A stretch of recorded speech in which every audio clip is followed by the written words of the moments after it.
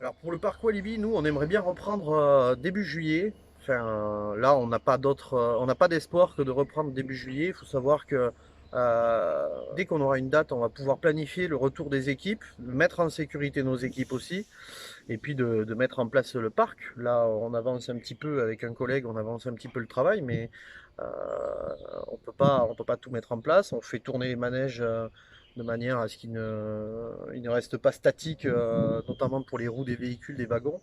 Et puis voilà. Et quant à Aqualand, ben, on espère pouvoir ouvrir cet été aussi. On a quand même mis 18 millions sur Aqualand. Les emprunts, eux, ils courent encore, quoi. Donc on aimerait bien quand même aussi rentabiliser notre investissement. Bah, la situation, elle est simple en fait, c'est qu'il y a eu des échanges entre le syndicat des parcs de loisirs et le palais de l'Élysée, donc avec des informations qui étaient favorables à l'ouverture des parcs de loisirs. Et puis du jour au lendemain, on autorise des sites, pas d'autres. Les zoos, par exemple, ont le droit d'ouvrir. Alors je suis très content pour les zoos, heureusement pour eux, et je leur souhaite malgré tout une très bonne saison. Et pas les parcs de loisirs, et donc c'est un petit peu l'incompréhension, puisque certains sites ont le droit d'accueillir, d'autres non. Vous voyez dans les sites de plein air, eux ils ont le droit d'ouvrir, pas nous. Encore une fois, c'est pas de la jalousie, mais c'est de l'incompréhension parce que on n'a pas de visibilité sur les dates d'ouverture.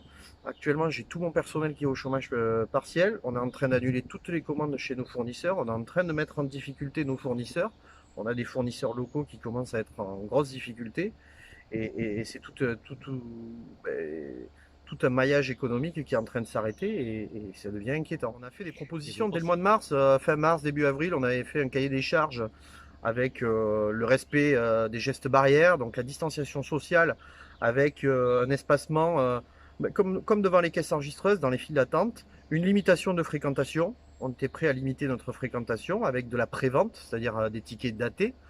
On est prêt à désinfecter tous les organes de sécurité de tous les manèges après chaque passage et de la distanciation sur les trains, c'est-à-dire charger un wagon sur deux.